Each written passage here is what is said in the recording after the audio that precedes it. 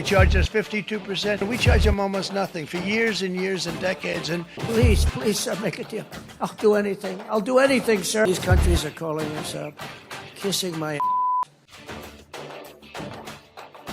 America के साथ हर जंग के लिए तैयार चीन का अमेरिका को उसी की भाषा में जवाब।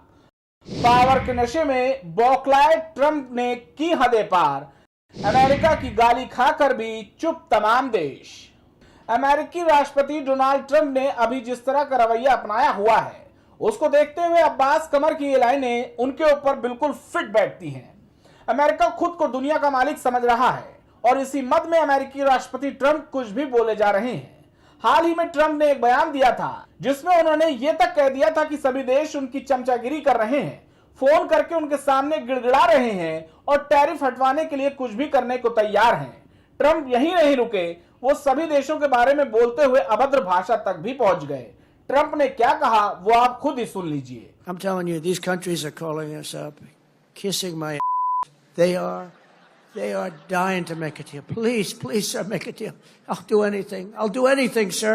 जहां अमेरिका दुनिया भर के देशों के लिए अश्लील शब्दों का प्रयोग कर रहे हैं और कुछ भी बोले जा रहे हैं, तो वहीं दूसरी तरफ जिस तरह भारत समेत दुनिया के सभी देश ट्रंप के इस टैरिफ बम पर चुप्पी साधे हुए हैं, उसे देखते हुए अब्बास कमर की चंद लाइनें उनके लिए हैं कि उफ तलक करते नहीं जिल्ले इलाही के सामने, आपको दरबार की आदत है, दरबारी हैं आप। फिलहाल ट्रंप के इस दरबार में अगर कोई दरबारी की भूमिका में नहीं है तो वो है चीन इस समय पूरी तरह पुष्पा बना हुआ है। चीन ने एक बात ठान ली है कि सामने कोई भी हो, मैं झुकूंगा नहीं। अप्रैल की शुरुआत में दोनों देशों के बीच टैरिफ वॉर शुरू हुई, लेकिन उससे पहले तक अमेरिका सिर्फ 20% टैरिफ लगा रहा था, जबकि चीन 67% वसूल रहा था।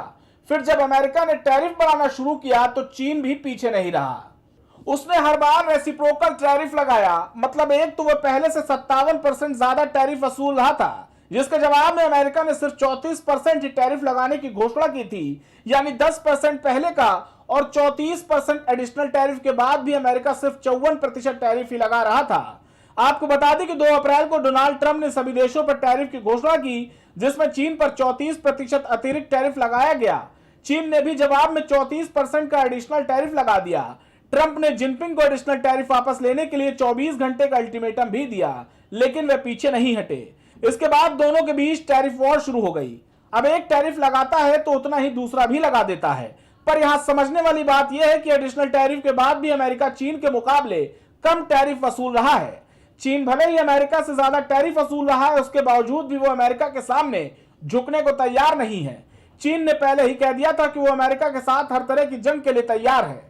फिलहाल चीन और अमेरिका के टसल के बीच अमेरिका ने जिन देशों को गाली दी थी, उनके लिए टैरिफ को 90 दिनों के लिए स्थगित कर दिया है।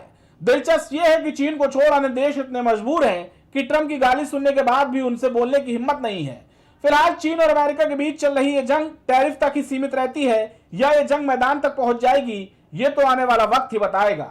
Output desk, prime TV.